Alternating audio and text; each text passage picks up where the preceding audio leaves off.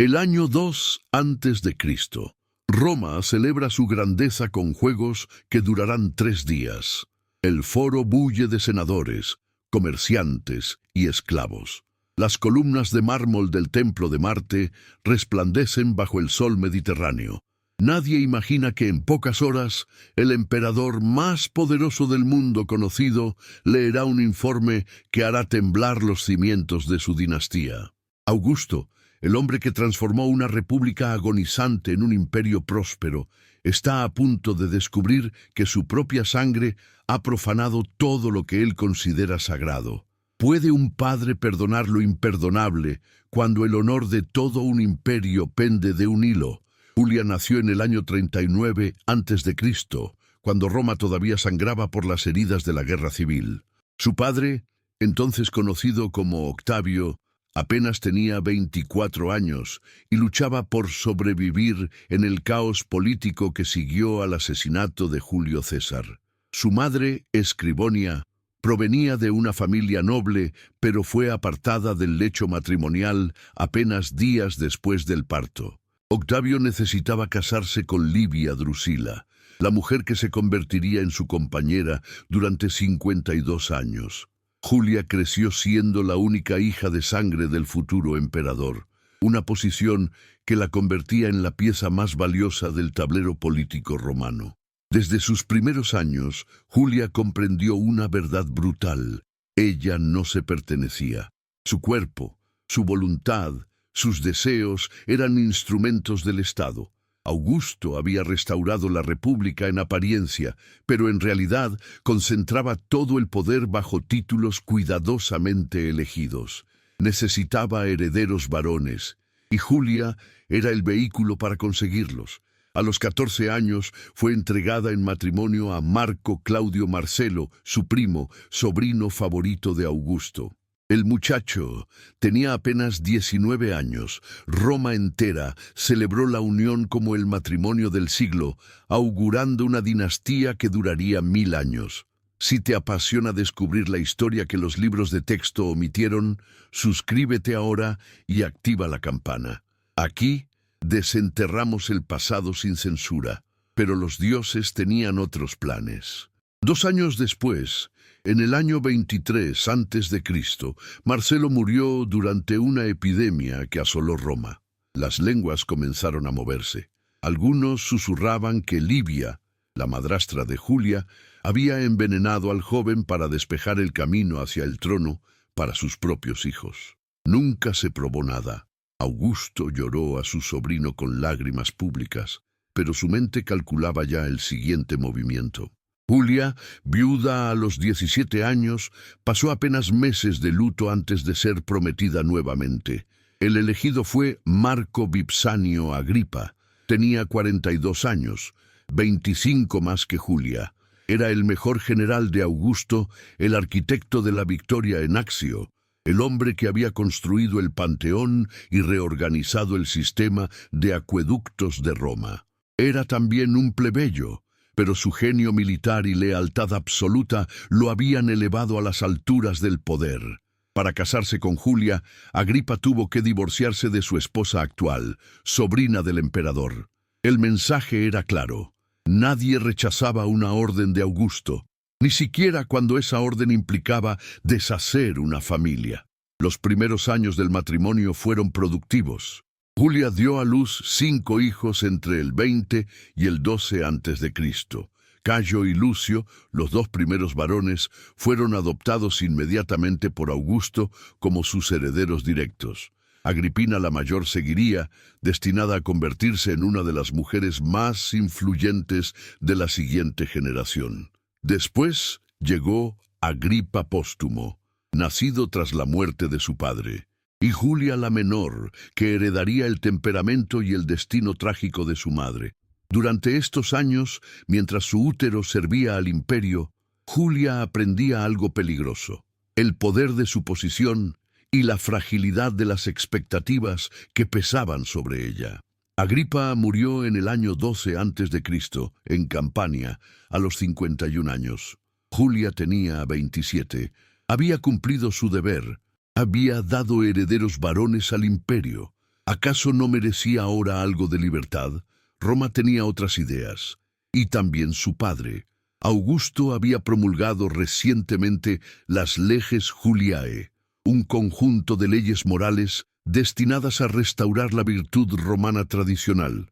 Penalizaban el adulterio con severidad inusitada, destierro para la mujer, confiscación de la mitad de su dote, prohibición de volver a casarse con un ciudadano de alto rango.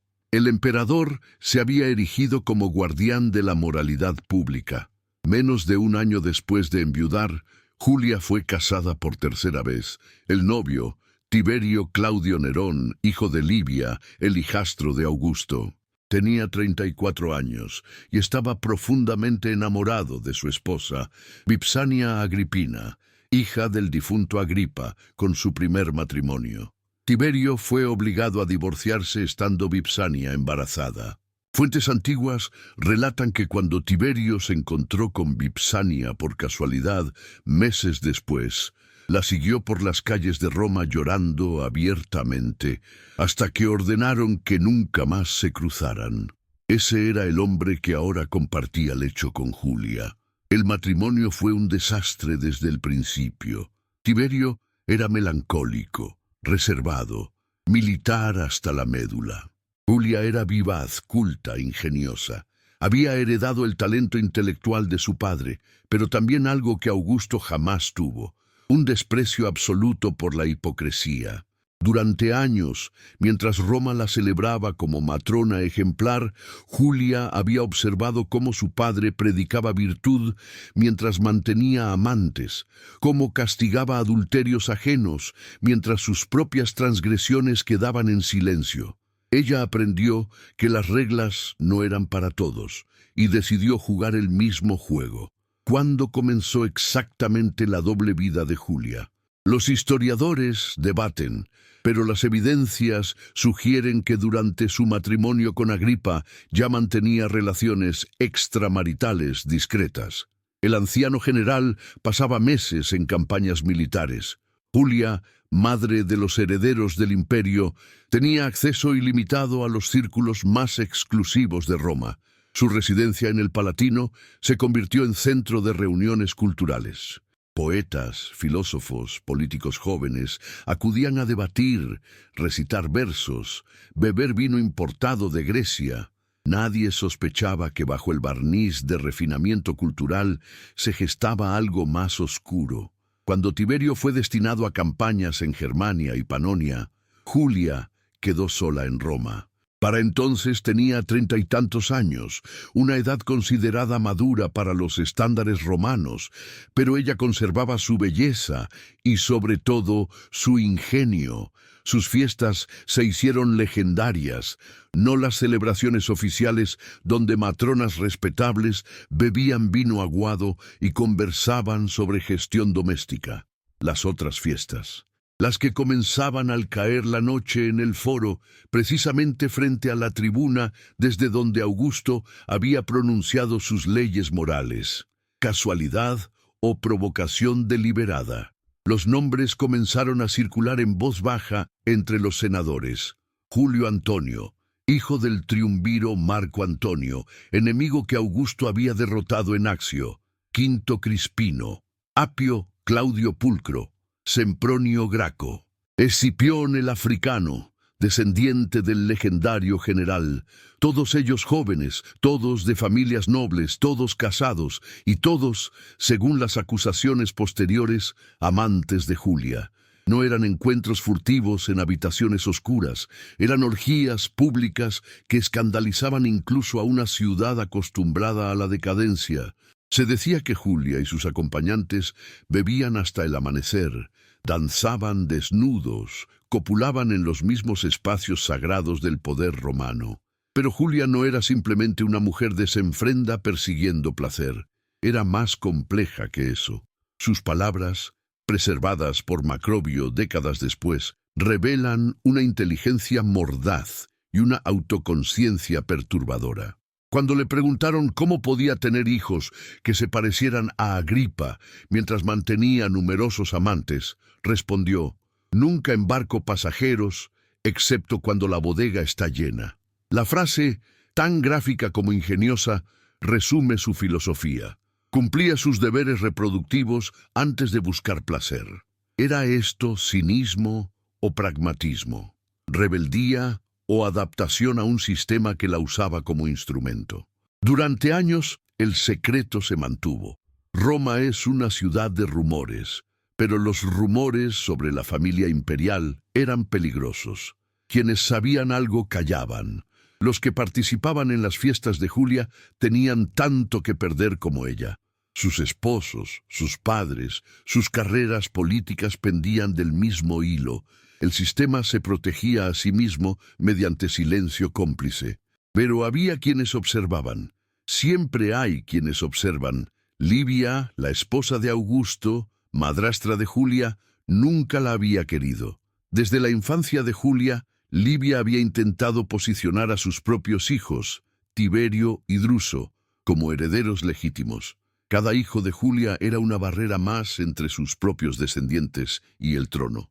Algunos historiadores sugieren que Livia construyó pacientemente un expediente de evidencias durante años, esperando el momento preciso para destruir a su hijastra.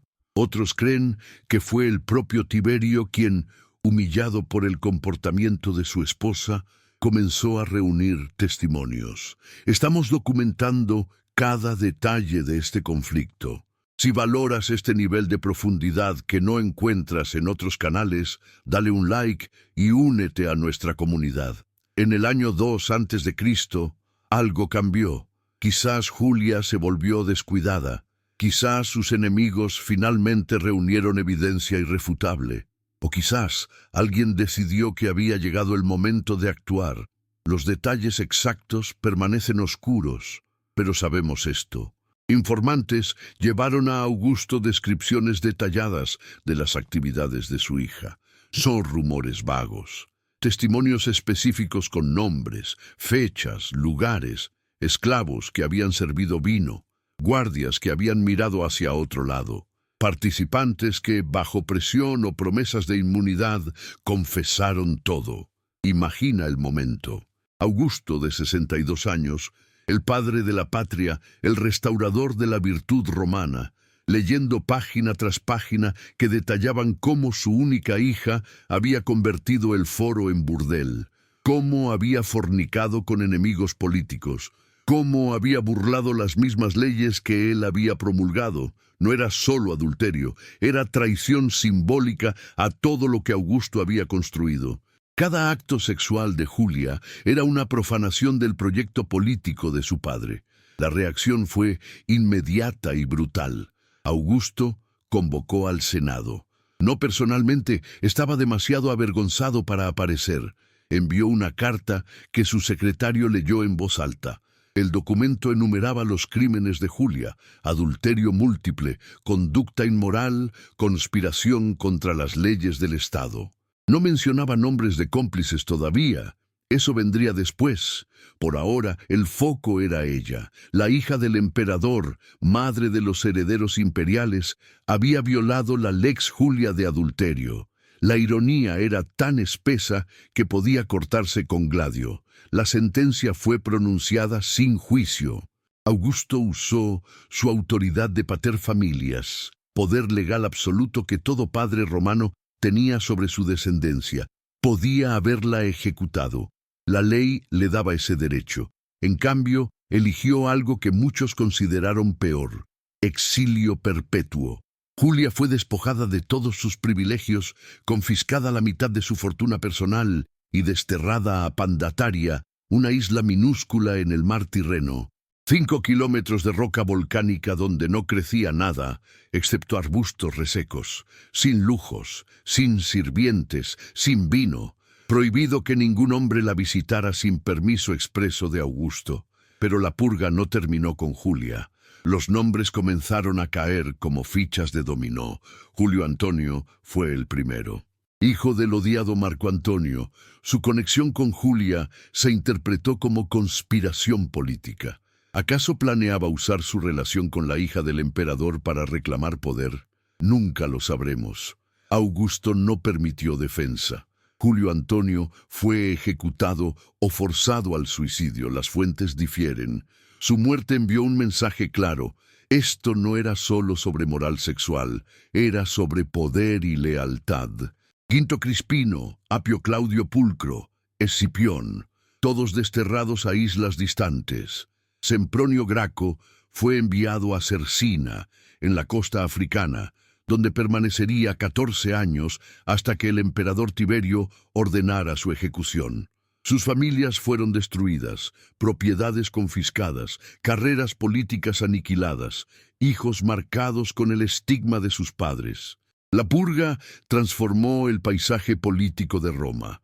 Espacios de poder quedaron vacantes, otros ascendieron para llenarlos, y todos aprendieron la lección. Nadie, absolutamente nadie, estaba a salvo de la ira de Augusto cuando se trataba de proteger su legado. Roma bullía de chismes. ¿Cómo había sido posible? ¿Cómo la hija del emperador, vigilada constantemente, había mantenido esta doble vida durante años? Las respuestas revelaban grietas en el sistema. La aristocracia romana operaba bajo códigos de silencio.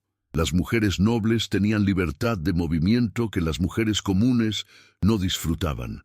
Los guardias respondían a múltiples amos y las lealtades se compraban con oro o promesas. Julia había explotado cada fisura en la armadura del poder, y lo había hecho, según algunos, deliberadamente. Existe una interpretación más oscura de los eventos. Algunos historiadores modernos sugieren que Julia no era simplemente una mujer promiscua buscando placer, era una actriz política jugando un juego peligroso. Sus amantes no fueron elegidos al azar. Julio Antonio tenía conexiones con facciones que se oponían al régimen de Augusto. Otros cómplices pertenecían a familias que habían perdido influencia bajo el nuevo orden. ¿Estaba Julia construyendo una red de alianzas alternativa? ¿Conspiraba contra su propio padre? La evidencia es circunstancial, pero la sospecha era suficiente para que Augusto actuara con severidad extrema.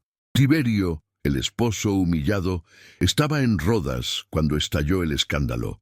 Había abandonado Roma voluntariamente 2 años antes, harto de ser ignorado políticamente, mientras los jóvenes nietos de Augusto, hijos de Julia, recibían todos los honores. Su ausencia ahora parecía profética. Se había librado de estar presente durante la explosión pública. Pero su reputación quedó manchada de todas formas. ¿Cómo no había sabido? ¿Era cómplice por omisión o simplemente tan insignificante en la vida de Julia que ella ni siquiera se molestó en ocultar sus actividades? En Pandataria, Julia enfrentó una existencia que hubiera quebrado a la mayoría. La isla carecía de agua dulce suficiente. El calor del verano mediterráneo convertía la roca en horno. No tenía libros, no tenía música, no tenía conversación inteligente. Su madre, Escribonia, la acompañó voluntariamente al exilio, un gesto extraordinario de lealtad maternal que merece reconocimiento. Escribonia había sido desechada por Augusto hacía décadas, pero ahora elegía compartir el destino de su hija. Juntas, las dos mujeres, rechazadas por el emperador más poderoso del mundo, sobrevivieron en ese peñasco olvidado. Los primeros meses fueron los peores. Julia, acostumbrada a los lujos del Palatino, tuvo que adaptarse a comida simple, ropa áspera, días vacíos que se estiraban hacia la eternidad. Escribonia cuidaba de ella mientras Julia oscilaba entre furia y desesperación. Algunas fuentes sugieren que intentó suicidarse durante este periodo. Augusto, informado de esto, respondió con crueldad calculada. Ojalá nunca me hubiera casado, u ojalá hubiera muerto sin descendencia. Las palabras transmitidas por Suetonio revelan la profundidad de su amargura, pero Julia era hija de Augusto en más que sangre. Había heredado su tenacidad. Gradualmente encontró una rutina. Caminatas por la costa, contemplación del mar, conversaciones con su madre sobre el pasado. Escribonia le contaba historias de los días antes de que Octavio se convirtiera en Augusto, cuando Roma todavía era una idea en disputa. Julia escuchaba y comprendía que su destino personal era insignificante comparado con las fuerzas históricas que moldeaban el mundo. Esta comprensión no la consolaba, pero le daba perspectiva. En Roma, mientras tanto, el escándalo mutaba en narrativa oficial. Los historiadores que escribían bajo el patronazgo de Augusto presentaban a Julia como ejemplo perfecto de decadencia femenina. Una advertencia para todas las mujeres sobre los peligros de la libertad sin restricción. Pero en los mercados, en las tabernas, en las conversaciones privadas de matronas que también chafaban bajo las leyes morales de Augusto, Julia se convertía en algo diferente, en símbolo de resistencia. Una mujer que había desafiado al hombre más poderoso del mundo y había elegido placer sobre deber, aunque el precio fuera la destrucción. Los años pasaron lentamente. Cayo y Lucio, los nietos amados de Augusto, los hijos de Julia que él había adoptado como herederos, comenzaron sus carreras políticas y militares. Cayo fue enviado a Armenia a los 19 años. Lucio recibió comandos en Hispania. Augusto depositaba en ellos todas sus esperanzas dinásticas. Julia, desde su exilio, sabía de sus hijos solo por rumores ocasionales, traídos por guardias más compasivos. No podía escribirles. No podía verlos. Sus propios hijos se habían convertido en extraños. El año 2 después de Cristo trajo tragedia. Cayo, herido en una emboscada en Armenia, murió camino a Roma. Tenía 23 años. El golpe devastó a Augusto. Un año y medio después, en el año 4, Lucio murió en Massilia de enfermedad repentina. Tenía 19 años. En el espacio de 2 años, Augusto perdió a sus herederos designados. Los rumores de asesinato comenzaron inmediatamente. Livia fue acusada por lenguas susurrantes de haber envenenado a ambos jóvenes para despejar el camino hacia el trono para Tiberio. Nunca se probó nada, pero el patrón era inquietante. Julia, en Pandataria, recibió la noticia de la muerte de sus 2 hijos mayores con retraso de semanas. No pudo llorarlos públicamente, no pudo participar en sus funerales. La crueldad del exilio alcanzaba nuevas profundidades. Había dado 5 hijos al imperio, cumplido todos los deberes reproductivos que Roma exigía de ella, y ahora no podía ni siquiera cerrar los ojos de sus muertos. Escribonia la sostuvo mientras Julia gritaba su dolor hacia el mar indiferente. Augusto, obligado por necesidad dinástica, adoptó a Tiberio como heredero. El hombre melancólico que Julia había despreciado, el hijastro que siempre había sido segunda opción, ahora se convertía en sucesor designado. Pero Augusto también adoptó a Agripa Póstumo, el hijo menor de Julia con Agripa. El muchacho tenía 14 años y era considerado problemático. Fuentes antiguas lo describen como violento y de inteligencia limitada. Otros historiadores modernos sugieren que estas caracterizaciones son propaganda destinada a justificar lo que vendría después. Después de 5 años en Pandataria, las condiciones del exilio de Julia fueron ligeramente suavizadas. Augusto, quizás presionado por Livia o por aconsejadores que temían que la severidad extrema generara simpatía pública hacia Julia, permitió su traslado a Regio, en el extremo sur de Italia continental. Las condiciones seguían siendo restrictivas, pero al menos no era una isla. Julia podía ver las montañas, caminar por tierra firme, sentir que seguía conectada al mundo de alguna forma. Pero ¿qué sucedía en la mente de Julia durante estos años? No dejó escritos. Las cartas que envió, si es que le permitieron enviarlas, no sobrevivieron. Solo tenemos silencios y especulaciones. ¿Se arrepintió de sus acciones? ¿O mantuvo hasta el final que había tenido derecho a buscar felicidad propia, aunque fuera mediante transgresión? Las anécdotas preservadas sugieren que nunca pidió perdón. Su orgullo permanecía intacto. En Roma, mientras tanto, otros escándalos explotaban. La hija de Julia, Julia la menor, comenzó a seguir los pasos de su madre. En el año 8 después de Cristo, fue acusada de adulterio y desterrada también. Augusto, de 70 años, enfrentaba la pesadilla repetida, la misma sangre, los mismos crímenes, la misma vergüenza pública. Esta vez actuó con menos drama, pero igual severidad. Julia la menor fue enviada a Trimerus, otra isla desolada. ¿Era genética la rebeldía? ¿O era que las mujeres de esta familia habían aprendido que las reglas del patriarcado romano eran insostenibles y elegían romperlas conscientemente? Agripa Póstumo, el hijo de Julia, fue desterrado en el año 7 después de Cristo, oficialmente por depravación moral. Realmente porque Tiberio no quería rivales potenciales, fue enviado a Planasia, isla cerca de Córcega. Allí permanecería prisionero del Estado hasta que en el año 14, días después de la muerte de Augusto, soldados enviados por Tiberio lo ejecutaron. Tenía 26 años. Julia había perdido ahora 3 de sus 5 hijos. La historia no termina aquí. Asegúrate de estar suscrito para que YouTube te notifique inmediatamente cuando subamos la conclusión de esta saga. Parte 2. Si acabas de llegar, suscríbete para no perderte el archivo completo de documentales que estamos construyendo. Augusto murió el 19 de agosto del año 14 después de Cristo en Nola, a los 75 años. Había gobernado Roma durante 41 años como princeps, transformando una república desangrada en un imperio próspero. Sus últimas palabras, según Suetonio, fueron pregunta a sus acompañantes. ¿He interpretado bien mi papel en la comedia de la vida?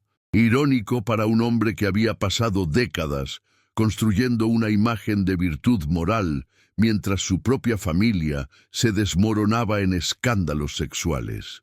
Julia no asistió al funeral de su padre. Seguía exiliada en Regio, donde había permanecido desde su traslado de Pandataria 14 años antes.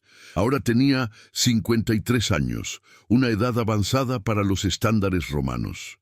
Su belleza legendaria había sido erosionada por años de privación, sol mediterráneo sin tregua y dolor acumulado. Escribonia, su madre, había muerto algunos años antes en circunstancias no registradas. Julia estaba completamente sola. Tiberio ascendió al trono inmediatamente. El Senado le confirmó todos los poderes que Augusto había acumulado gradualmente. El nuevo emperador tenía 55 años y había esperado este momento durante décadas. Una de sus primeras acciones fue cortar la pensión que Augusto había asignado a Julia, el dinero que le permitía comprar comida decente, ropa, medicinas básicas. Sin explicación oficial, simplemente dejó de llegar. Era venganza pura y simple. Tiberio nunca había perdonado a Julia por las humillaciones de su matrimonio forzado. Julia comenzó a morir de hambre lentamente, no dramáticamente, no de repente, sino por la erosión constante de quien no puede permitirse nutrición adecuada. Los guardias que la vigilaban reportaban que se había vuelto esquelética. Su pelo, alguna vez cuidado con aceites importados, colgaba gris y descuidado. Pasaba días enteros sin hablar. Otras veces, según testimonios, gritaba insultos hacia el mar como si pudiera alcanzar a Roma con su furia. Estaba quebrándose finalmente después de años de resistir. En marzo del año 14, apenas meses después de la muerte de Augusto, Julia murió en Regio. Tenía 53 años. Las causas oficiales fueron registradas como debilidad por malnutrición o inanición autoimpuesta, eufemismos que ocultaban una verdad más simple. Tiberio la había matado mediante abandono deliberado. No necesitó veneno ni gladios, solo tuvo que dejar de enviar dinero y esperar. Julia fue enterrada sin ceremonia en una tumba sin marcar. El imperio que ella había servido con su útero la olvidó inmediatamente. Pero ¿quién era realmente Julia? Más allá de las acusaciones de adulterio y las narrativas moralizantes de historiadores patriarcales, ¿Qué clase de mujer enfrentó y desafió el sistema más poderoso de su época? Para responder esto, debemos examinar no solo sus acciones, sino el contexto que las produjo. Julia nació en la cumbre del privilegio romano, pero también en el centro de una contradicción fundamental. Era simultáneamente invaluable e invisible. Las mujeres de la aristocracia romana ocupaban posición paradójica. No podían votar, ocupar magistraturas, comandar ejércitos o participar formalmente en el Senado. Sin embargo, mediante matrimonios estratégicos y maternidad, controlaban flujos de poder que moldeaban el destino del imperio. Julia era consciente de esto desde niña. Observó cómo su padre usaba matrimonios como armas diplomáticas, cómo esposas inteligentes como Livia ejercían influencia susurrando en oídos de esposos poderosos. El poder femenino en Roma era siempre indirecto, siempre disfrazado de apoyo doméstico. Las leges Juliae, que Augusto promulgó en los años 18-17 a.C., formalizaron control patriarcal sin precedentes sobre sexualidad femenina. La Lex Julia de adulterio convertía el sexo extramarital femenino en crimen público, no solo asunto familiar. Un marido que descubriera adulterio estaba legalmente obligado a divorciarse de su esposa y denunciarla. La mujer perdía 1/3 de su propiedad y la mitad de su dote. Era exiliada y prohibida de volver a casarse con ciudadanos de alto rango. Los hombres, por supuesto, podían seguir manteniendo amantes, prostitutas y esclavas sin consecuencias legales. ¿Por qué Augusto obsesionaba con moralidad sexual? Las razones eran parcialmente demográficas. Las guerras civiles habían diezmado la población de ciudadanos romanos. Augusto necesitaba que la aristocracia produjera herederos para mantener el sistema. Pero las motivaciones eran también ideológicas. Augusto construyó su régimen sobre narrativa de restauración. Había salvado a Roma del caos, restaurado la virtud antigua, devuelto gloria a los dioses tradicionales. La moralidad sexual era parte central de esta mitología. Un imperio virtuoso necesitaba mujeres virtuosas. Julia entendió perfectamente la hipocresía.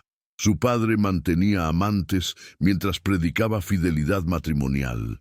Senadores que votaban por leyes morales visitaban burdeles regularmente. La virtud era requisito para mujeres, sugerencia opcional para hombres. Esta doble moral no era accidente, sino característica fundamental del sistema. El control sobre reproducción femenina garantizaba legitimidad patrilineal. Hijos bastardos de hombres no amenazaban herencias. Hijos bastardos de mujeres destruían dinastías. Las fiestas de Julia entonces no eran simplemente búsqueda de placer. Eran actos de rebeldía política. Al copular con múltiples hombres en espacios públicos, Julia profanaba deliberadamente los símbolos del poder paterno. El foro, donde Augusto legislaba moralidad, se convertía en escenario de transgresión sexual. La hija del emperador, que debía encarnar virtud femenina perfecta, se convertía en su opuesto exacto. Era terrorismo simbólico contra el orden patriarcal, pero había algo más. Julia no era estúpida. Sabía que eventualmente sería descubierta. Las orgías públicas no pueden mantenerse secretas indefinidamente. Entonces, ¿por qué continuar? Una posibilidad, porque ya no le importaba. Había cumplido su deber reproductivo. Había dado 5 hijos al imperio. Sus 2 hijos mayores eran herederos designados de Augusto. Su valor instrumental estaba cumplido. Quizás Julia calculó que tenía espacio para buscar felicidad propia porque ya había pagado el precio que Roma exigía de ella. Otra interpretación más oscura. Julia deseaba ser descubierta. El exilio era liberación. Prefería destierro honesto a jaula dorada del Palatino. En el exilio no tendría que asistir a cenas estatales fingiendo respetar hombres que despreciaba. No tendría que sonreír mientras políticos discutían su útero como recurso estatal. No tendría que ver a Livia, la mujer que había reemplazado a su madre, jugando papel de matrona perfecta. El exilio, por terrible que fuera, ofrecía autenticidad. Los hombres con quienes Julia mantuvo relaciones también merecen análisis. No eran seleccionados aleatoriamente. Julio Antonio, hijo del enemigo derrotado de Augusto, representaba linaje rival. Sempronio Graco era conocido opositor político del régimen. Otros cómplices conectaban con facciones que habían perdido poder bajo el nuevo orden. Una interpretación. Julia estaba construyendo red de alianzas alternativa, no para derrocar a su padre necesariamente, pero sí para crear espacio de poder independiente. Esta lectura transforma a Julia, de mujer promiscua, en operadora política. Sus fiestas no eran orgías casuales, sino reuniones donde se discutía política bajo pretexto de placer. El sexo era moneda y arma simultáneamente. Al compartir lecho con hombres de facciones opuestas, Julia creaba deudas de lealtad, compromisos mutuos de silencio, redes de interdependencia que esquivaban canales oficiales de poder. Era peligroso, era transgresivo, y casi le funcionó. Casi, porque alguien habló. Los nombres de los informantes nunca fueron revelados públicamente. Algunos historiadores señalan a Livia como arquitecta de la caída de Julia. Livia tenía motivos. Cada hijo de Julia era obstáculo entre sus propios hijos y el trono. Si destruía la reputación de Julia, podría contaminar también a sus descendientes. Y efectivamente, después del escándalo, la posición de los nietos de Augusto se volvió más precaria. Pero también pudo haber sido Tiberio, el esposo humillado que había abandonado Roma voluntariamente para escapar de su matrimonio miserable. Tiberio estaba en Rodas cuando estalló el escándalo, conveniente coartada, pero tenía redes de clientes en Roma, gente que le debía favores, espías que podían reunir información. Exposer a Julia servía múltiples propósitos. Vengaba su humillación personal, eliminaba a la mujer que lo había empequeñecido y paradójicamente mejoraba su posición política mostrando que él no había estado complicado. O quizás fue conspiración más amplia. Senadores que veían las leges Juliae como amenaza a sus propios estilos de vida. Si la hija del emperador podía ser destruida por violar estas leyes, nadie estaba a salvo. Mejor sacrificar a Julia públicamente como advertencia y ejemplo, reforzando así el sistema legal que Augusto había impuesto. El escándalo funcionaba como teatro moral. El imperio castigaba transgresión en su forma más visible para disuadir transgresiones menores invisibles. La reacción de Augusto reveló profundidades de su carácter. El hombre que había proscrito a enemigos durante las guerras civiles, que había ordenado cientos de ejecuciones, que había construido imperios sobre montañas de cadáveres, se quebró al descubrir el adulterio de su hija. Suetonio escribe que Augusto estaba tan avergonzado que no quiso ver a nadie durante días. Contempló ejecutar a Julia, pero finalmente eligió exilio. ¿Por qué? Una explicación. Ejecutarla hubiera reconocido que el crimen era grave. El exilio permitía construir narrativa donde Julia era castigada, pero no hasta el punto de desestabilizar dinásticamente el imperio. Sus hijos seguían siendo herederos legítimos. Matarla hubiera generado preguntas sobre si ellos también estaban contaminados por su sangre corrupta. El exilio era compromiso. Castigo severo que preservaba ficción de continuidad dinástica, pero había también cuestión de orgullo paterno herido. Augusto había construido régimen sobre idea de restauración moral, había legislado virtud, y su propia hija, la mujer que debía encarnar estos valores, los había profanado espectacularmente. Era fracaso personal, además de político. Cada orgía de Julia era burla a su proyecto político. Cada amante era insulto a su autoridad. El exilio no era solo castigo, sino también intento de borrar evidencia de su fracaso paterno. Durante años en Pandataria, Julia enfrentó tormentos que iban más allá de privación material. La soledad era arma de tortura. Humanos son animales sociales. Julia había vivido en centro del mundo social romano. En fiestas, conversaciones, ingenio competitivo, intriga política. Ahora tenía solo a Escribonia, madre ya anciana, y guardias que no podían hablarle sin permiso. Los días se estiraban vacíos. No había libros para leer, no había música para escuchar, no había belleza para contemplar, excepto mar indiferente. Psicológicamente, el exilio funcionaba como muerte en vida. Julia seguía respirando, pero había sido borrada socialmente. En Roma ya no se pronunciaba su nombre en círculos respetables. Sus imágenes fueron removidas de espacios públicos. Inscripciones que la mencionaban fueron cinceladas. Era damnatio memoriae, informal, pero efectiva. El imperio fingía que ella nunca había existido, o al menos que su existencia había terminado con el escándalo. Pero la memoria popular es más tenaz que decretos oficiales. En tabernas y mercados, la historia de Julia circulaba en versiones cada vez más elaboradas. Algunas la pintaban como víctima, otras como heroína rebelde, otras como advertencia moral. Cada narrador ajustaba detalles según audiencia y propósitos. Julia se convertía en mito mientras todavía vivía, un fantasma que perseguía la ciudad que la había exiliado. Las muertes de Cayo y Lucio, entre los años 2 y 4 después de Cristo, fueron puntos de inflexión.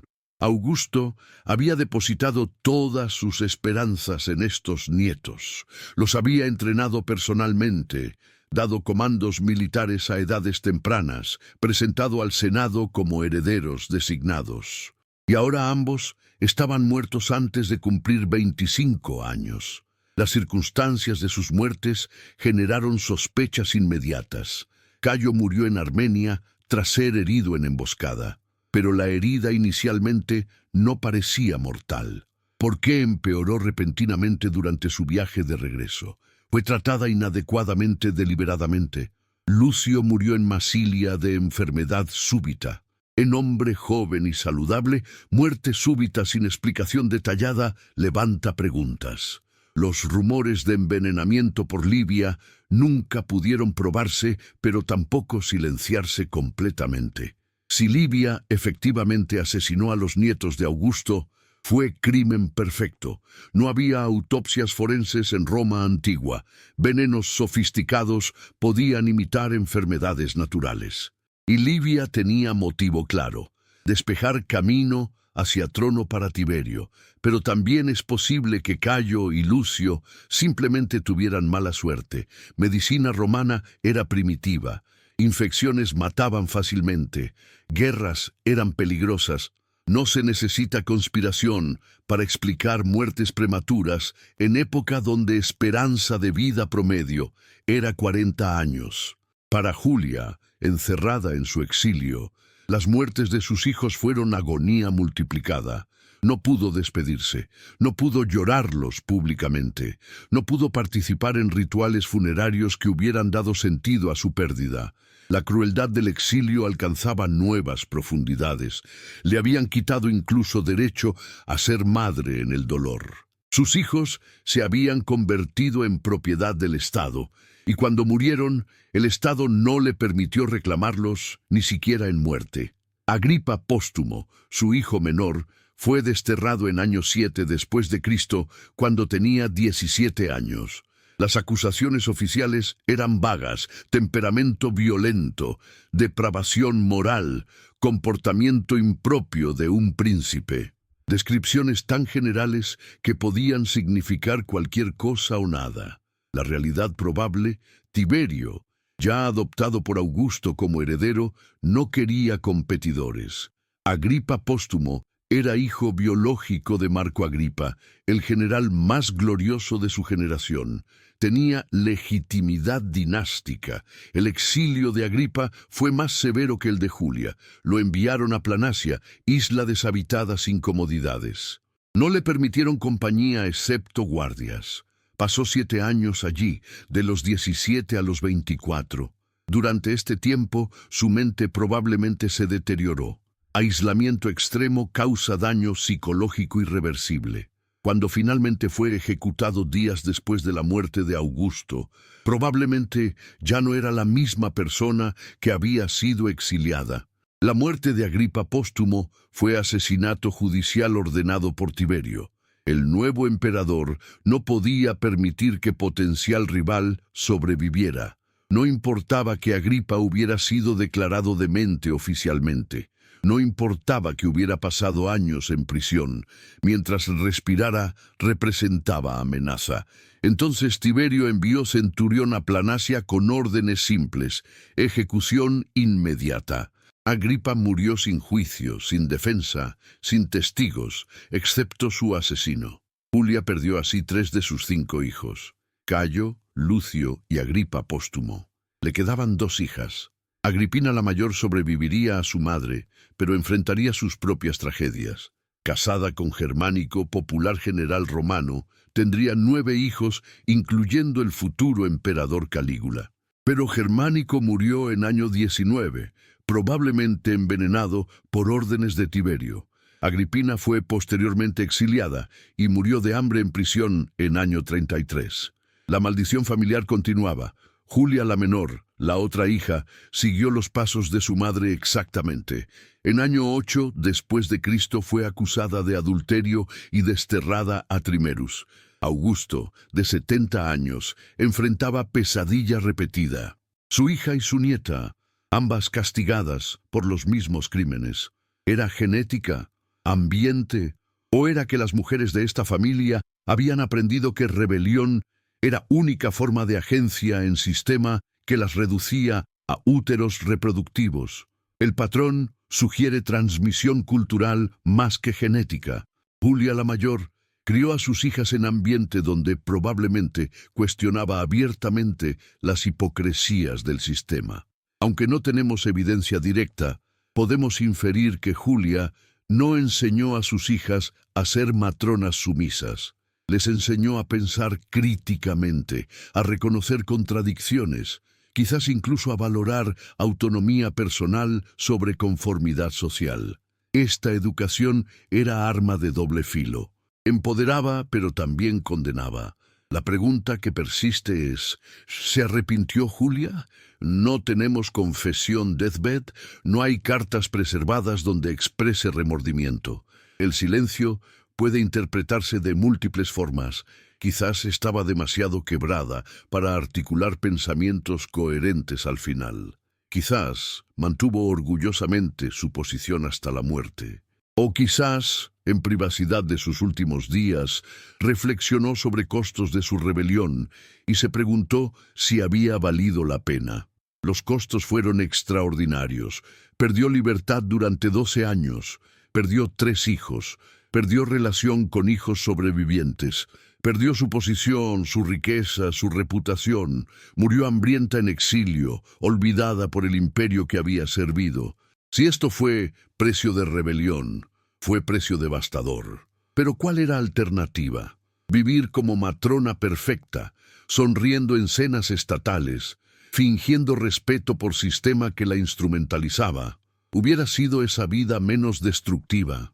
Algunos historiadores feministas modernos leen a Julia como protofeminista, mujer que rechazó patriarcado siglos antes de que existiera vocabulario para articular este rechazo. Es interpretación tentadora, pero probablemente anacrónica. Julia no tenía marco conceptual de igualdad de género que feminismo moderno proporciona. No estaba luchando por derechos de todas las mujeres. Estaba luchando por su propia autonomía dentro de sistema extremadamente jerárquico. Pero su lucha resonaba porque tocaba contradicciones fundamentales del orden romano. Roma glorificaba virtud femenina, mientras negaba a mujeres agencia moral real. Celebraba maternidad mientras trataba a madres como incubadoras. Predicaba fidelidad matrimonial mientras permitía a hombres libertad sexual casi absoluta. Julia expuso estas contradicciones mediante transgresión. No las resolvió, No podía resolverlas, pero las hizo visibles. El legado de Julia es complicado. Para moralistas romanos como Séneca, era ejemplo perfecto de decadencia corrupta, advertencia sobre peligros de permitir a mujeres demasiada libertad.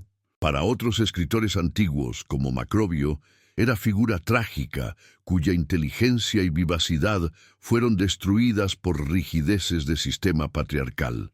Para historiadores modernos, es caso de estudios sobre límites de agencia femenina en sociedades profundamente patriarcales. Lo que es indiscutible es que Julia pagó precio máximo por sus transgresiones.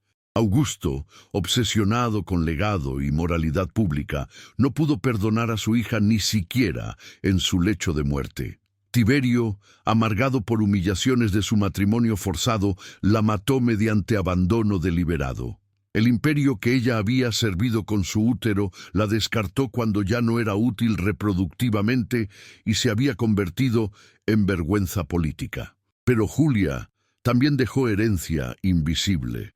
Su historia circuló durante siglos como advertencia, pero también como inspiración. Mujeres aristocráticas romanas que chafaban bajo restricciones similares encontraban en Julia ejemplo de resistencia, aunque terminara trágicamente. No era modelo a imitar necesariamente, pero era evidencia de que rebelión era posible, aunque costara todo. El Imperio Romano sobrevivió el escándalo de Julia fácilmente. Augusto gobernó otros 12 años después de exiliarla. Tiberio sucedió y mantuvo control durante 23 años. La dinastía Julio-Claudia continuó hasta Nerón. Los escándalos sexuales de mujeres aristocráticas eran embarazosos, pero no existencialmente amenazantes para orden imperial. El poder verdadero residía en legiones, finanzas, burocracia. Los úteros de mujeres nobles eran importantes solo para legitimidad dinástica, y esa legitimidad podía reconstituirse mediante adopciones. Si quieres que sigamos produciendo documentales de larga duración, la mejor forma de apoyarnos es suscribiéndote. Comenta qué otra historia olvidada deberíamos investigar. Lo que el escándalo reveló fue fragilidad de proyecto moral de Augusto. Había legislado virtud, construido templos, restaurado ceremonias antiguas, todo para proyectar imagen de Roma regenerada moralmente, y su propia hija, en el corazón de su familia, había rechazado todo esto espectacularmente. No porque fuera inmoral en sentido absoluto, sino porque reconocía que moralidad predicada por su padre era hipócrita y opresiva. La muerte de Julia, en marzo del año 14, cerró capítulo, pero no terminó la historia. Su hija Julia la menor permanecería exiliada hasta su muerte en año 28. Su nieto Calígula, hijo de Agripina la mayor, se convertiría en emperador en año 37 y gobernaría con crueldad notoria hasta su asesinato en año 41. La sangre de Julia fluía a través de generaciones, y con ella quizás fluía también memoria de rebeldía y resistencia a tiranía patriarcal. 2000 años después, seguimos debatiendo quién era Julia realmente. Víctima de sistema opresivo, mujer que eligió placer sobre deber conscientemente, operadora política jugando juego Pepe, parte 2, continuación. 2000 años después, seguimos debatiendo quién era Julia realmente. Víctima de sistema opresivo, mujer que eligió placer sobre deber conscientemente, operadora política jugando juego peligroso, probablemente eran las tres cosas simultáneamente. Los humanos raramente encajan en categorías simples, y Julia menos que la mayoría. Lo que podemos afirmar con certeza es que Julia rechazó el papel que Roma le asignó. Ese rechazo tomó forma de transgresión sexual, porque sexualidad femenina era precisamente el territorio más vigilado y controlado del orden patriarcal romano. Al convertir el foro en escenario de orgías, Julia atacaba el corazón simbólico del poder de su padre. Cada acto sexual era declaración. Mi cuerpo es mío, no del Estado, no del imperio, no de ti. Pero declaraciones tienen consecuencias. Julia las conocía, continuó de todas formas. Esto sugiere que para ella autonomía temporal valía más que seguridad perpetua. Prefirió años de libertad transgresora seguidos de exilio que décadas de conformidad opresiva. Fue elección terrible que tuvo que hacer, pero fue su elección. Y en mundo donde mujeres de su clase raramente podían elegir nada, incluso elección terrible era forma de poder. El tratamiento que Julia recibió en Pandataria revela crueldades específicas del castigo romano para mujeres. No fue ejecutada, lo cual hubiera sido muerte rápida. Fue exiliada a condiciones diseñadas para destruirla lentamente. Sin libros, porque lectura era placer intelectual. Sin vino, porque vino era asociado con sus fiestas transgresoras. Sin compañía masculina, porque su crimen había sido precisamente buscar compañía masculina inapropiada. Cada privación era castigo calibrado a sus supuestas transgresiones. Escribonia, su madre, merece reconocimiento como figura heroica en esta tragedia. Había sido desechada por Augusto hacía 40 años, reemplazada por Livia apenas días después de dar a luz a Julia. Tenía todas las razones para resentir a su hija, fruto de matrimonio que había arruinado su vida. En cambio, eligió acompañar a Julia al exilio voluntariamente. Este acto de lealtad materna en circunstancias extremas habla de vínculo que fuentes históricas masculinas ignoraron casi completamente. ¿Qué conversaciones sostuvieron madre e hija durante esos años en Pandataria? Escribonia había vivido lo suficiente para ver ascenso de Augusto desde Octavio, había sobrevivido guerras civiles, había sido esposa de hombre más poderoso del mundo brevemente. Tenía perspectiva histórica que Julia necesitaba desesperadamente. Probablemente le recordó que el poder de Augusto, por absoluto que pareciera, era temporal, que imperios caen, que reputaciones cambian con tiempo, que la historia los juzgaría diferente que sus contemporáneos. Tenía razón parcialmente. La historia ha sido más amable con Julia que Roma contemporánea. Historiadores modernos la leen con simpatía que Augusto nunca tuvo. Pero también es cierto que durante siglos fue principalmente recordada como advertencia moral, ejemplo de depravación femenina. Solo en últimas décadas, con lentes feministas y análisis crítico de fuentes patriarcales, hemos comenzado a ver su historia como algo más complejo que simple moraleja sobre castidad. Las leyes que Augusto usó para castigar a Julia, las leges Juliae, permanecieron en vigor durante siglos.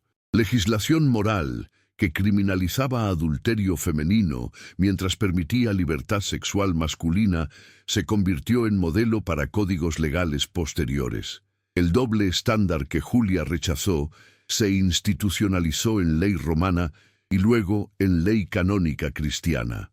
Su rebelión no cambió el sistema. El sistema era demasiado poderoso, demasiado profundamente arraigado en estructuras económicas y políticas de sociedad romana. Pero rebeliones fallidas todavía importan. Establecen precedentes, muestran que resistencia es posible incluso cuando es suicida. Julia no liberó a mujeres romanas de patriarcado, pero demostró que algunas mujeres elegirían destrucción sobre su misión. Este conocimiento, transmitido a través de generaciones mediante historias susurradas, preservaba posibilidad de resistencia futura. El traslado de Julia de Pandataria a Regio en año 4 después de Cristo fue pequeña misericordia con gran significado simbólico. Augusto permitió que volviera a tierra firme, aunque seguía exiliada y vigilada. ¿Por qué este gesto? Quizás Livia lo persuadió, reconociendo que mantener a Julia en isla desolada generaba simpatía pública indeseada. Quizás Augusto mismo, envejeciendo y habiendo perdido a sus nietos amados, sentía remordimiento. O quizás simplemente reconocía que Julia había sido castigada suficientemente y prolongar su agonía ya no servía propósito político. Regio era mejor a marginal. Julia todavía no podía regresar a Roma. No podía ver a sus hijos, no podía participar en vida pública, pero podía caminar por tierra que producía vida vegetal. Podía ver montañas en horizonte, podía sentir que seguía conectada a mundo más allá de su prisión. Estas pequeñas comodidades probablemente hacían su exilio más soportable, sin hacerlo menos cruel fundamentalmente. Durante sus últimos años en Regio, Julia envejeció en oscuridad completa. No sabemos casi nada de este periodo. Las fuentes históricas la olvidan. Aparentemente ya no era suficientemente importante para merecer mención. Esta invisibilidad final es quizás más cruel que el exilio mismo. Julia, quien había sido centro de atención romana, quien había sido deseada y denunciada en medida igual, se convirtió en nadie, borrada no por muerte, sino por indiferencia. La decisión de Tiberio de cortar su pensión en año 14 fue sádica deliberadamente. No necesitaba el dinero, las finanzas imperiales eran vastas, no ganaba políticamente. Julia ya no era amenaza, era simplemente venganza. Tiberio había esperado 20 años para este momento. Ahora tenía poder absoluto y lo usó para terminar el trabajo que el exilio había comenzado. Julia moriría no por ejecución formal, sino por abandono calculado. La muerte por inanición es particularmente horrible, no es rápida. El cuerpo consume sus propias reservas gradualmente, músculos se atrofian, órganos fallan uno por uno. La mente se nubla. Julia, quien había conocido banquetes con cientos de platos importados de todo el imperio, murió hambrienta porque el emperador decidió que debía hacerlo. Esta muerte tenía simbolismo propio. Había transgredido apetitos, entonces moriría por negación de apetitos. Las circunstancias exactas de sus últimos días permanecen desconocidas. No hubo testigos que dejaran registros. Los guardias que la vigilaban no consideraron sus últimas palabras dignas de preservar. Probablemente murió sola, quizás delirando por hambre, quizás lúcida hasta el final. Su cuerpo fue enterrado sin ceremonia. No hubo procesión fúnebre, no hubo elogios, no hubo duelo público. Julia fue descartada como si nunca hubiera importado, pero sí había importado. Durante 2 décadas había sido pieza central de estrategia dinástica de Augusto. Había producido herederos que hubieran gobernado imperio si hubieran sobrevivido. Había sido madre de Agripina la Mayor, quien a su vez sería madre de Calígula. La sangre de Julia fluía a través de línea imperial. Su genética, si no su memoria, permanecía en cada emperador Julio Claudio hasta Nerón. La maldición de la familia Julio Claudia es bien documentada. Calígula gobernaría con locura cada vez más errática hasta su asesinato. Claudio sobreviviría mediante fingir incompetencia, pero sería eventualmente envenenado. Nerón suicidaría después de perder control del imperio. ¿Era genética esta tendencia a autodestrucción? ¿O era que familia había aprendido que poder absoluto corrompe absolutamente, que confianza es imposible en cumbre del poder, que paranoia es respuesta racional a peligros constantes? Julia la Menor, hija de Julia, permaneció exiliada en Trimerus hasta su muerte en año 28 después de Cristo. 20 años en isla prisión por crimen de adulterio. Su historia repitió la de su madre casi exactamente. Mismas acusaciones, mismo castigo, mismo olvido final. La única diferencia, Julia la Menor tuvo menos suerte con aliados. Su madre al menos había tenido a Escribonia. Julia la Menor murió completamente sola. Esta repetición generacional sugiere patrón más profundo que simple inmoralidad individual. Las mujeres de esta familia estaban atrapadas en sistema imposible. Se esperaba que fueran virtuosas, pero se les negaba educación moral real. Se esperaba que fueran madres dedicadas, pero se les quitaban sus hijos. Se esperaba que obedecieran leyes morales que sus padres y esposos violaban impunemente. El sistema producía inevitablemente rebelión, y luego castigaba esa rebelión salvajemente como si fuera aberración individual. Agripina la Mayor tuvo destino ligeramente diferente pero no menos trágico. Sobrevivió a su madre por 19 años, casó con Germánico, tuvo 9 hijos. Pero Germánico murió misteriosamente en año 19, probablemente envenenado por órdenes de Tiberio, que veía en el popular general amenaza potencial. Agripina pasó años siguientes luchando políticamente contra Tiberio, intentando proteger a sus hijos y preservar memoria de su esposo. Finalmente fue exiliada en año 29 y murió de hambre en prisión en año 33. Exactamente como su madre. El patrón es imposible ignorar. 3 generaciones de mujeres de misma familia, todas castigadas por transgredir normas de género patriarcales, todas muriendo en exilio o prisión, todas hambrientas literal o metafóricamente. No era coincidencia. Era funcionamiento de sistema diseñado para controlar mujeres mediante amenaza de destrucción total si desobedecían. Los hijos de Agripina la Mayor incluyen figuras que moldearían siguiente generación imperial. Calígula, tercero de sus hijos, se convertiría en emperador después de muerte de Tiberio en año 37. Su reinado, recordado por crueldad excesiva y posible locura, duró solo 4 años antes de su asesinato. Agripina la Menor, hija de Agripina la Mayor y hermana de Calígula, se convertiría en una de las mujeres más poderosas de Roma, madre del emperador Nerón, antes de ser asesinada por su propio hijo en año 59. Esta genealogía de violencia y tragedia sugiere que trauma se transmite generacionalmente. Los niños de Julia crecieron sabiendo que su madre había sido exiliada en desgracia. Los nietos crecieron sabiendo que tanto Julia como Julia la Menor habían muerto en exilio. Agripina la Mayor había muerto hambrienta en prisión. Estos no eran secretos familiares ocultos, sino vergüenzas públicas que definían identidad de la dinastía. ¿Cómo podía esta familia producir líderes estables cuando cada generación presenciaba destrucción violenta de la anterior? La respuesta es que no podía. La dinastía Julio-Claudia produjo secuencia de emperadores cada vez más disfuncionales hasta que finalmente colapsó con muerte de Nerón en año 68. El proyecto de Augusto de establecer monarquía hereditaria estable había fracasado, parcialmente porque fundamentos de esa monarquía estaban construidos sobre opresión de mujeres cuya humanidad era negada sistemáticamente. Julia no había intentado derrocar el sistema, simplemente había intentado vivir como humano completo dentro de él, y el sistema la había destruido por ello.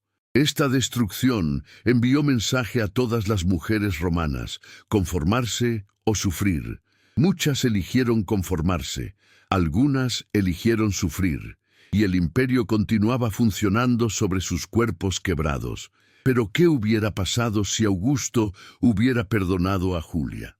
Es contrafactual imposible pero tentador, si hubiera reconocido que sus leyes morales eran opresivas. Si hubiera permitido a su hija vivir con algo de autonomía, si hubiera valorado su felicidad tanto como su utilidad reproductiva. ¿Habría cambiado algo?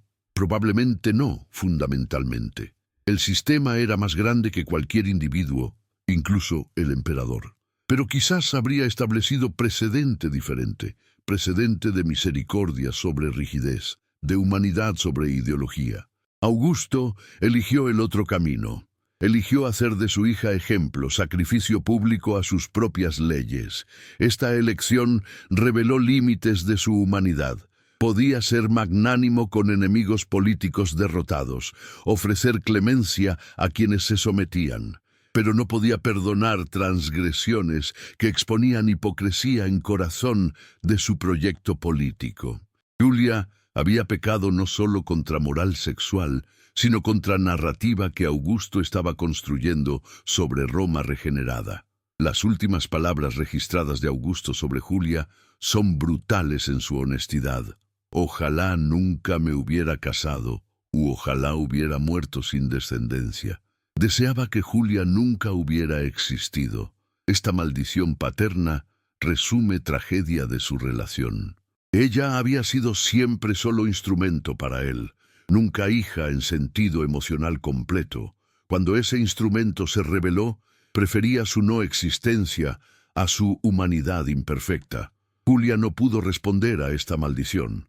Para cuando Augusto pronunció estas palabras, ella probablemente ya estaba demasiado quebrada para articular respuesta coherente. Pero si hubiera podido, ¿qué habría dicho? Quizás, yo también ojalá nunca hubiera nacido en tu familia. Quizás, ojalá hubiera sido padre además de emperador. Quizás, tu proyecto político valió más para ti que tu propia sangre, y ambos pagamos ese precio. El legado de Julia no reside en cambios políticos que efectuó, porque no efectuó ninguno.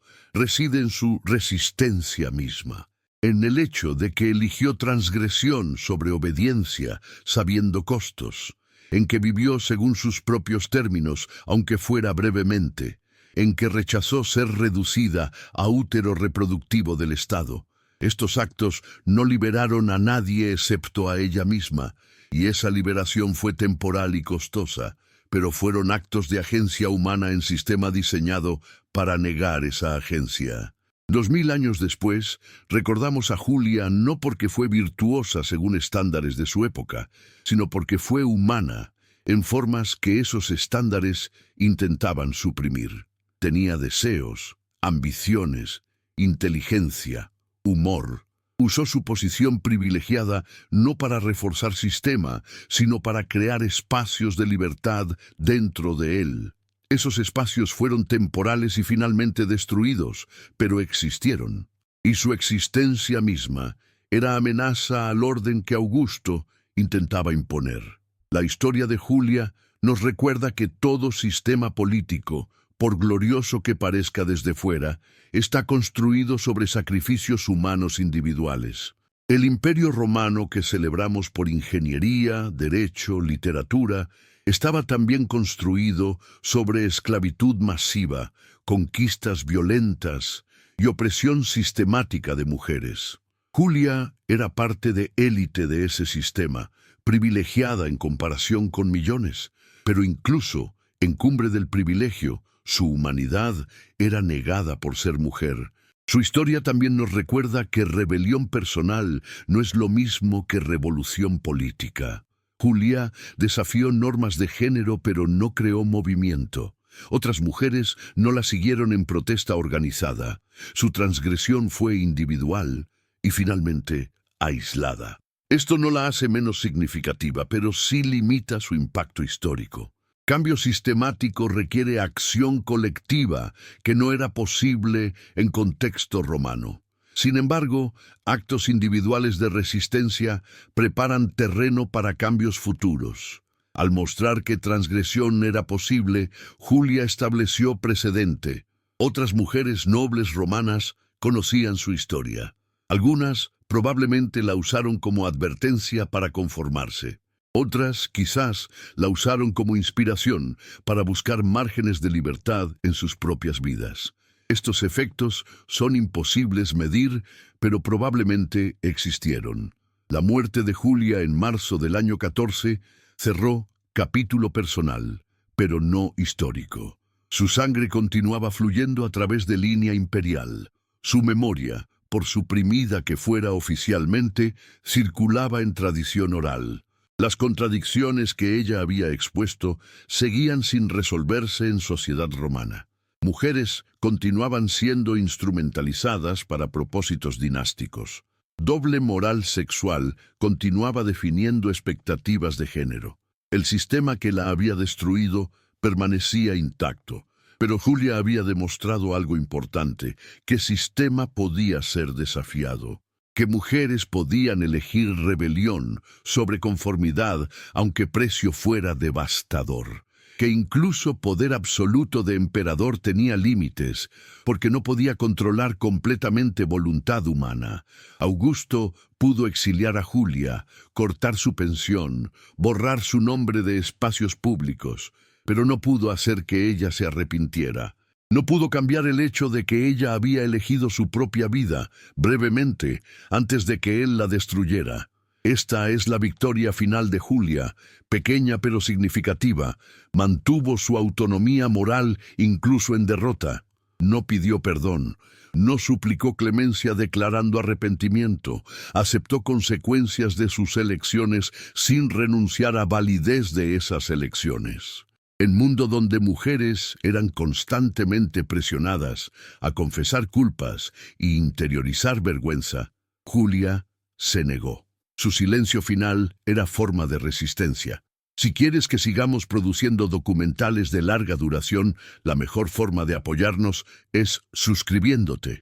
Comenta qué otra historia olvidada deberíamos investigar. La tumba de Julia nunca fue marcada adecuadamente. No se convirtió en lugar de peregrinación, no se erigieron monumentos. El imperio que ella había servido con su útero la olvidó deliberadamente. Pero olvido oficial raramente es completo.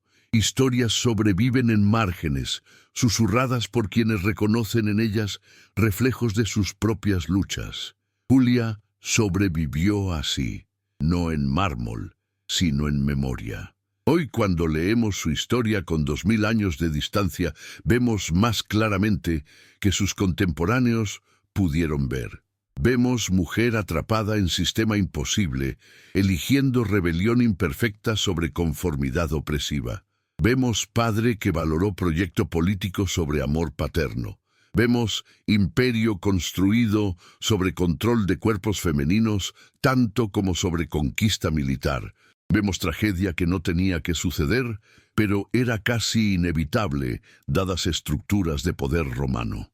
La pregunta final que su historia nos plantea es: ¿ha cambiado algo realmente?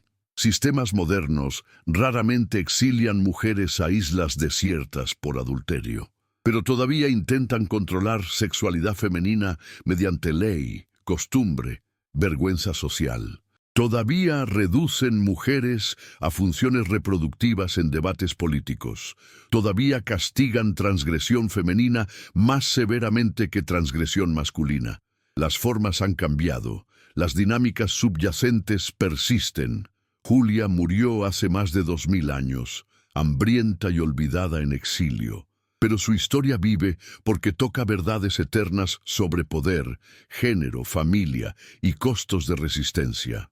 No fue heroína perfecta, fue humana complicada que tomó decisiones imperfectas en circunstancias imposibles. Y por eso su historia todavía resuena, porque todos enfrentamos versiones más pequeñas de sus dilemas. Todos navegamos sistemas que nos limitan. Todos elegimos entre conformidad y rebelión, calculando costos que estamos dispuestos a pagar por autonomía. La caída sangrienta de Julia no fue solo escándalo político, fue confrontación entre individuo y sistema, entre humanidad y poder, entre hija y padre, entre mujer y patriarcado. Julia perdió esa confrontación en términos inmediatos, fue destruida completamente. Pero su resistencia misma, su negación a ser solo lo que Roma quería que fuera, permanece como testimonio de posibilidad de elección humana, incluso bajo opresión extrema.